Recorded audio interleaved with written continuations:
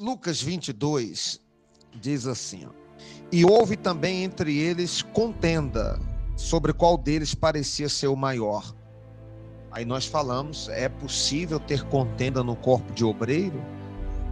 Os obreiros de Jesus entraram em contenda, então não é de se admirar se você vê contenda no ministério, um obreiro em contenda, contendendo com o outro, um pastor entrando em contenda com o outro. Não é de desanimar ninguém, porque os discípulos andavam com Jesus, viviam com Jesus, dormiam com Jesus, comiam com Jesus, experimentou milagres que nós só conhecemos da Bíblia praticamente. Eles viram isso, o que eles tiveram foi uma demonstração de poder que Jesus mostrou para eles de fato, é a chamada experiência empírica, é o que eles viram, é o que eles experimentaram.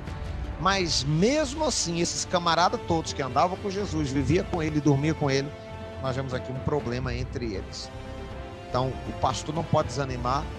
Ser pastor é um desafio, porque sempre vai ter contenda, sempre vai ter desavença. O pastor não pode ficar desanimado porque um obreiro não está falando a mesma linguagem que o outro, ou uma torre de Babel está sendo levantada no nosso meio. Nós temos que ter a maturidade de entendermos que Deus nos levantou para resolver problemas. Ser pastor é ser um solucionador de problemas. Tem que solucionar, tem que sentar, tem que ouvir.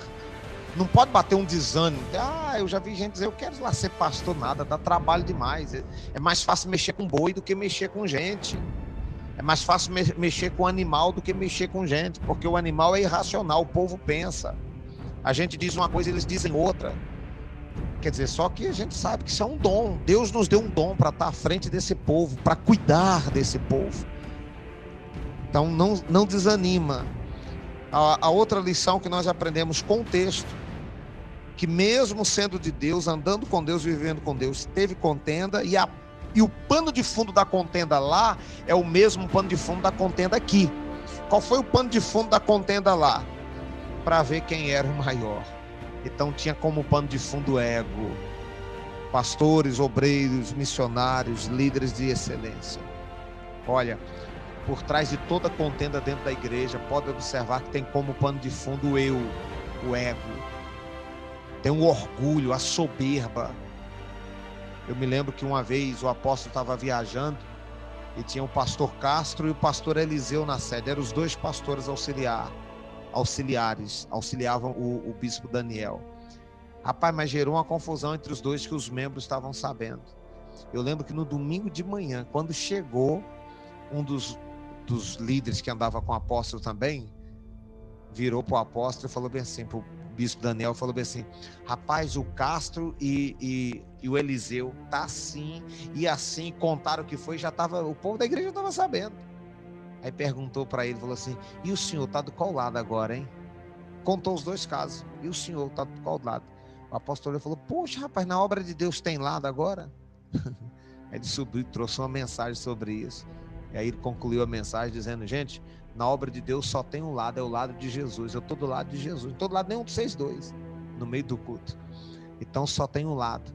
Por quê? Porque o apóstolo identificou que a briga do Cássio e do André é porque como é que o apóstolo viaja e não põe um líder aqui em Barreiras? Quem é o líder na ausência dele? Quem é que assume o ministério?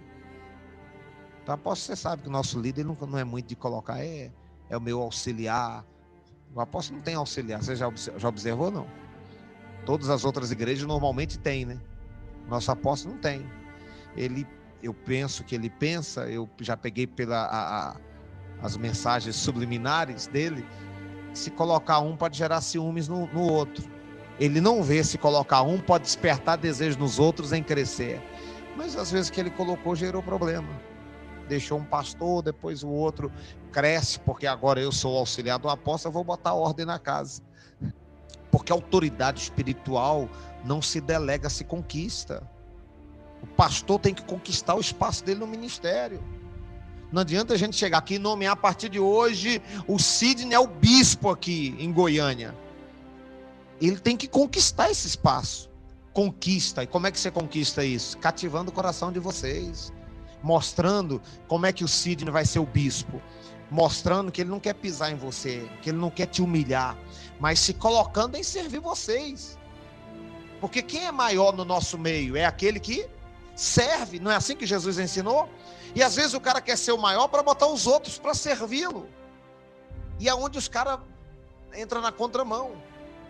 Quando você se coloca à disposição, todo pastor da Bahia, qualquer pastor que sempre me precisou de mim, eu nunca fiz cara, sempre me esforcei, me sacrifiquei para satisfazer o anseio, a necessidade, suprir a necessidade daquele pastor. Por quê? Porque eu tenho o desejo de crescer dentro da visão ministerial. E não se cresce mandando, se cresce servindo. E aqui nós vemos o contraste bíblico, e houve contenda entre eles. E o pano de fundo da briga é para saber quem era o maior. Então eles queriam impor. E nós não podemos ter no nosso meio alguém que é o maior por imposição. O maior, ele surge numa necessidade que se tem natural dentro da obra, e ele conquista o seu espaço naturalmente. Então, aquele que cresceu, ele conquistou o espaço dele naturalmente. Todo mundo quer estar ao lado dessa pessoa. Todo mundo quer estar ao lado do pastor Lidione. Por quê? Porque o pastor Lidione está sempre servindo todo mundo. Ele é sempre útil, toda hora que precisa. Quem é que não quer um cara desse como líder? Qual é a rejeição que vai ter dele? E às vezes, aqui em Goiânia, às vezes nós vimos problema do pastor querer impor, querer chegar e dizer. E aí os outros pastores dos bairros, vocês na época dos bairros, via aí, né? Porque o pastor fulano e já ficava radical. Ao invés de chegar assim, gente, juntos, né? Nós, o grupo, a equipe. Então houve contenda entre eles. Contenda entre eles. Jesus e seus obreiros. Então tem contenda entre o obreiro hoje? Tem. E o pano de fundo é a mesma coisa, o orgulho, o ego. E a única classe de pessoas que Deus não rejeita bêbado, ele não rejeita drogado, ele não rejeita prostituta. Só tem um tipo de gente que Deus rejeita na face da terra. São os soberbos, os arrogantes.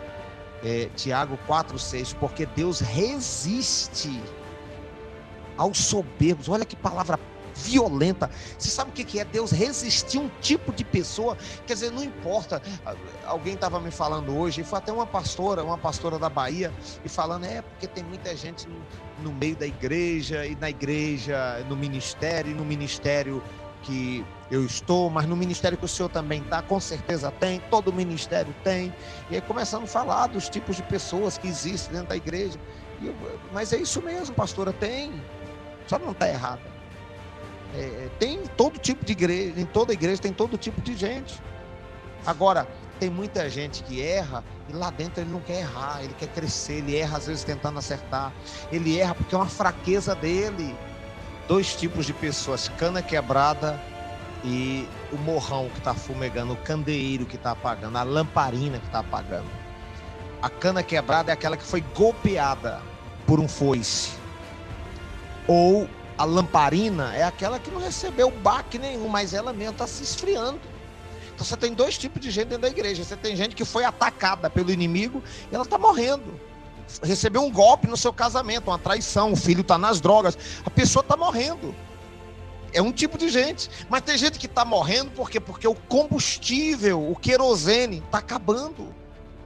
Ou a gente vai lá e apaga, ou a gente coloca querosene nessa pessoa. A gente ajuda esse fogo voltar aí. Tem gente muito mal dentro da igreja. Tem gente assim, ó, como disse o pastor Marcos aqui no domingo de manhã, justiceira, né? Muito obreiro justiceiro, que quer fazer justiça. Se botar ele como líder, ele mata todo mundo. Ele fala, do meu jeito agora é assim. Agora tem pastor aqui, agora tem líder aqui, agora tem liderança. Agora vocês estão pensando que é o quê? Os caras vêm com esse espírito de justiceiro. Eu sou pastor, eu sou justiceiro, não, tu é cangaceiro, rapaz.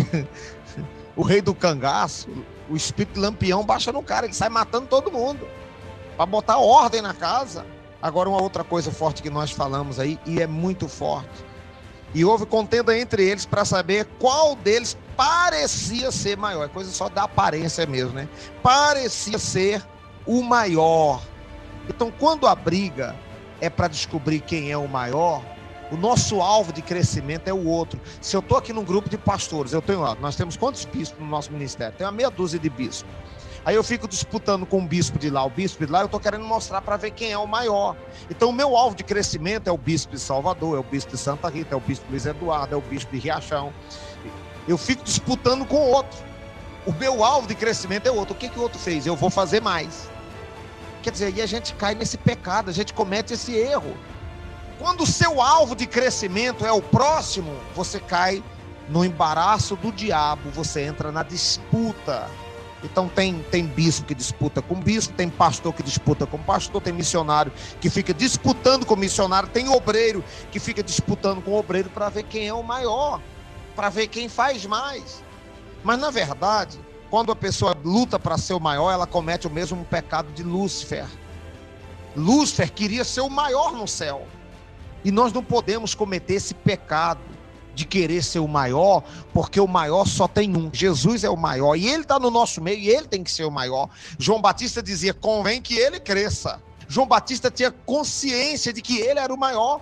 Os discípulos de João eram apegados com João de tal maneira que quando Jesus surgiu, João falava: esse é maior do que eu.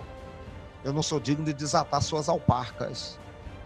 Ele é maior. Eu batizo com água para arrependimento. Ele, porém, batiza com o Espírito Santo e com fogo. Porque ele é maior do que eu. Veja que a mentalidade de João Batista. Ele é o maior. Então quem é o maior? É Jesus. Então nós não temos disputa para ver quem é o maior, porque a gente já tem consciência de que Jesus é o maior. Agora, e ser grande? A disputa entre eles era para saber quem era o maior. Isso é pecado. Maior. Agora, nós temos que querer crescer. Eu não quero ser o maior na missão mundial céus, mas eu quero ser grande. E ser grande é salutar. Ser grande é bênção. Deus quer que eu cresça. Deus, ele tem no coração dele o desejo que nós possamos crescer nessa terra. Crescer e vos multiplicar e encher a terra. Deus fez o homem para crescer. Deus não fez o homem para ser o maior, porque o maior é ele, mas Deus nos programou para o crescimento. E quando você não cresce, você frustra o projeto do Criador que nos criou no propósito de crescer. Então, se você não cresce, você entra em crise existencial, crise ministerial. Você entra em depressão quando você não cresce, quando você sente que não está desenvolvendo, você se sente inútil. Você se sente desprezado e chega uma hora que você sai da igreja. Por que o cara sai da igreja? Porque ele não conseguiu crescer. Ele sai porque ele não conseguiu crescer. Está dentro do ser humano o desejo de crescer. Isso é latente na alma, está lá dentro. Eu tenho que crescer, eu quero crescer. Todo mundo quer crescer. Isso é inconsciente no ser humano. Quando o meu alvo é ser o maior, é o outro. O meu alvo é o outro. Mas quando o meu foco é crescer, eu quero ser grande, aí eu não tenho um outro como meta para medir o crescimento. Quem é? Sou eu mesmo. O meu alvo de crescimento. Eu quero ser hoje melhor do que eu fui ontem. Quero ser amanhã melhor do que eu fui hoje. Aperfeiçoar cada dia mais. Quando eu quero ser o maior, eu estou medindo com o bispo. Agora, quando eu quero ser grande, aí eu estou medindo comigo mesmo. Então, a minha competição não pode ser com o pastor Cid, não pode ser com o pastor Marco. A minha competição não pode ser com o pastor Walter. A minha competição não é com você. Porque se minha competição é com você, eu estou cometendo o pecado de Lúcifer. Eu estou querendo ser o maior, rapaz, nessa pipoca. Agora, se eu quero ser grande, aí mudou. A minha competição é comigo mesmo. Eu tenho que levantar mais cedo. Poxa, eu estou dormindo demais. Eu tenho que orar mais. Poxa, como eu estou orando pouco. Eu tenho que ler mais. Eu estou estudando pouco. Todo pastor, todo obreiro, todo líder tem que pensar nisso aqui, ó. Não há nenhum pecado em querer ser grande. Não há nenhum pecado em querer ser. Pelo contrário, tem que querer ser grande. O pecado das igrejas é porque uma igreja quer ser maior que a outra. Um pastor quer ser maior que o outro. Pode observar, toda briga que tem é porque ela falou isso, ela me humilhou. Quer dizer, ela foi maior do que eu. Ela me jogou lá para baixo. Jesus disse: no reino do mundo é assim. Vocês são senhores, são líderes. E o que serve, ele vem e obedece a tudo. No meu reino é diferente. No meu reino é diferente. Aquele que quer ser grande, ele tem que ser o menor. O que quer ser o primeiro, que seja o último. Aquele que quer ser o Senhor tem que ser o servo. Vocês me chamam de Senhor, vocês não estão errados. E eu sou o Senhor. Agora eu fui lavar os pés de vocês, vocês vão e façam o mesmo. Duas coisas importantes para o crescimento, então.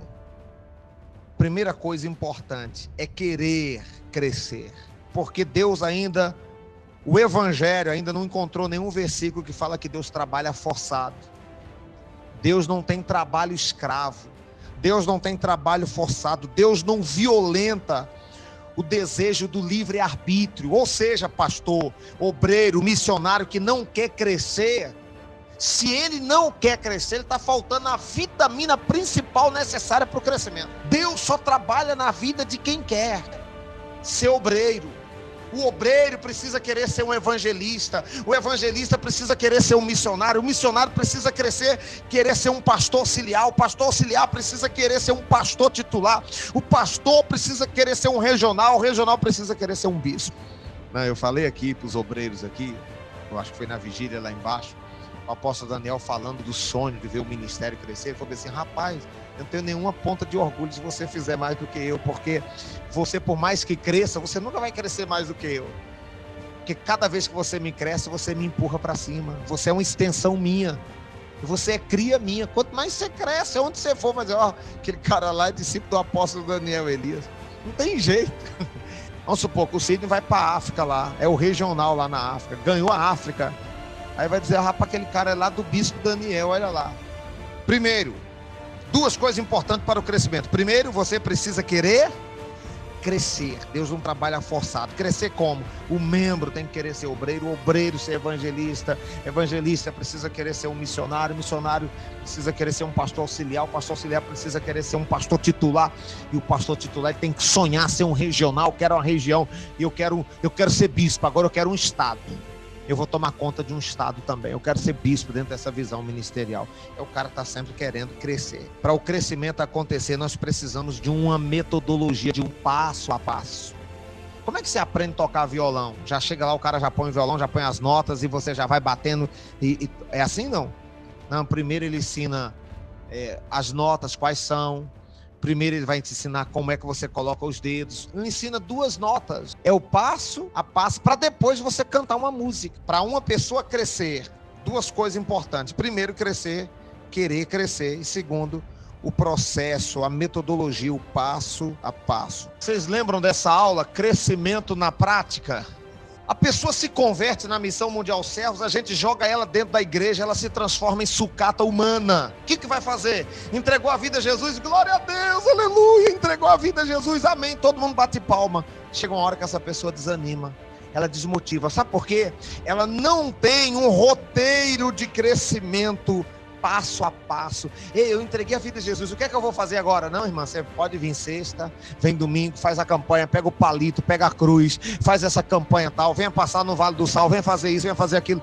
Quer dizer, ela não é estimulada a crescer, a ter passo a passo para galgar um crescimento dentro da visão ministerial. Isso é um crime.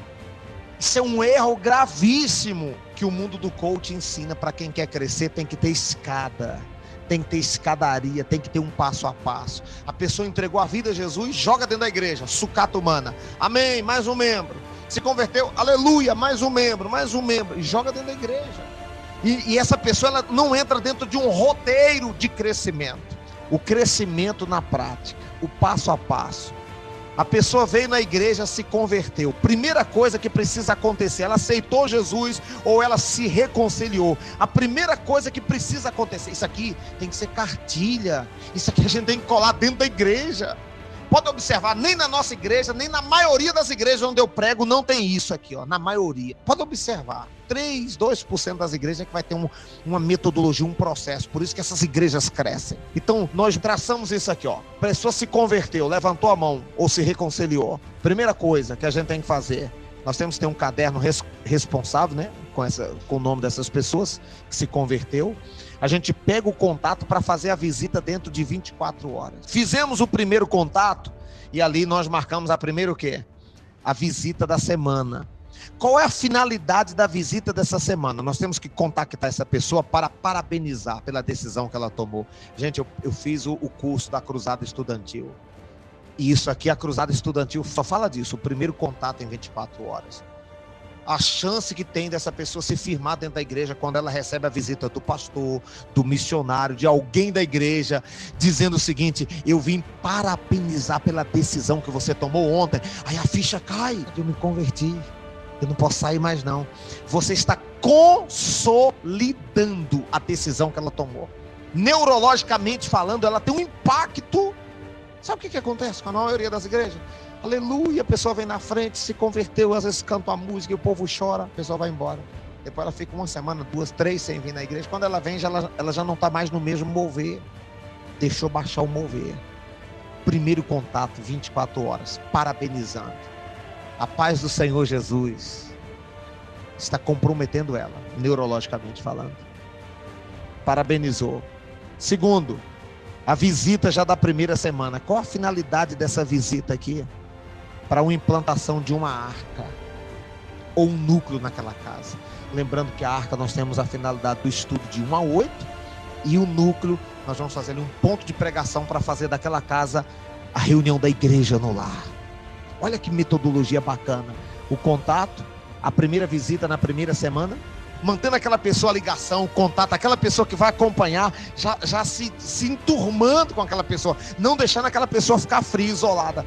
Depois que fez a primeira visita, a visita a primeira semana, implantou a arca, está dando o estudo de 1 a 8. Quando terminar o estudo de 1 a 8, está aqui o discipulado de 1 a 8, terminou o discipulado, ela já está pronta para quê? Para ser batizada. Você está vendo o roteiro? Contato 24 horas, visita na primeira semana, o discipulado, olha aí.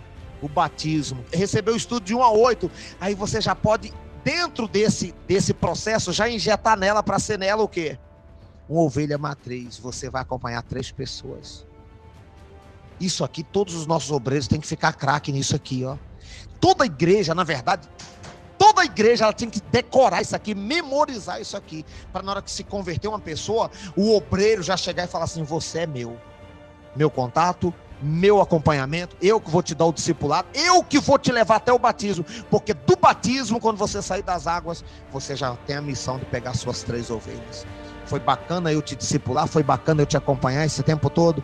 Pois é, e durante o meu processo de acompanhamento com você, agora eu já estava injetando em você um discipulado, para você gerar 2, 3, 1, 2 e ter até 3 pessoas. Entrou no roteiro, viu que a pessoa está sempre querendo crescer? Ela não está desanimada, porque eu me converti, agora eu estou vindo à igreja, estou até gostando dos cânticos, canta e louva, mas ela não sabe mais para onde vai. Para ela já chegou no topo. E toda pessoa que enxerga que já chegou no topo, ela não tem motivação em crescer. Isso mata a igreja. Por isso que o contato, visita na primeira semana, o discipulado de 1 a 8 e o batismo, depois do batismo, faz dela uma ovelha matriz. Eu disse para o Luciano esses dias aqui, eu falei: poxa, obreiro e candidato a obreiro, a gente faz reunião de obreiro, tem obreiro que está pegando reunião de obreiro, tem mais de ano aqui. Mais de ano que ele pega reunião de obreiro. Falta trabalhar com ele também as escadas. Então o que eu preciso fazer para ser obreiro? Eu não sei. O que eu preciso ser para ser obreiro? Eu não sei. Eu só sei que eu vou lá para a aula de obreiro e o bispo ministra para mim e traz mensagem, aí fala da arca, fala do núcleo, vai numa arca, vai no núcleo. E às vezes a maioria dos nossos obreiros, eles não sabem o que precisa fazer para ser obreiro. É um outro erro gravíssimo. Nós estamos falando, gente, de crescimento. Não há nenhum pecado em você querer ser grande. Pecado é quando você quer ser o maior. Só que a gente fala muito que você precisa crescer, e a gente não dá condição ao povo para crescer. Aí a gente mata esse povo. Fala para os irmãos que você tem que crescer, fala para o obreiro que você tem que crescer. Aí é como se eles ficassem com aquela interrogação: ei, bispo, ei, pastor, sim, crescer como? O que eu preciso fazer para crescer? Eu tenho que matar quem? Porque a gente não está trabalhando dentro de um roteiro de crescimento. Então, a gente é uma espécie de sabotagem, é autossabotagem. A gente fala que tem que crescer, e o cara fica doido para crescer, e ele não sabe como crescer, ele desanima e sai da igreja. Porque não fui claro para ele o passo a passo, o método de crescer. Então, primeiro passo, para você ser obreiro dentro dessa visão ministerial, para você ser obreiro aqui comigo, a primeira coisa, você tem que ter pego o estudo de 1 a 8, aquele discipulado, tem que ter passado pelo batismo, virou membro, encerrou aqui, não foi? Ele já pode ser obreiro, você já pode encaminhar ele para pegar suas 3 ovelhas, entrou dentro da igreja, entrou no roteiro de crescimento, e aí não para. Ele já pegou o batismo e agora ele está sendo cobrado a pegar 3 pessoas. Você já pode jogar ele na aula de obreiro.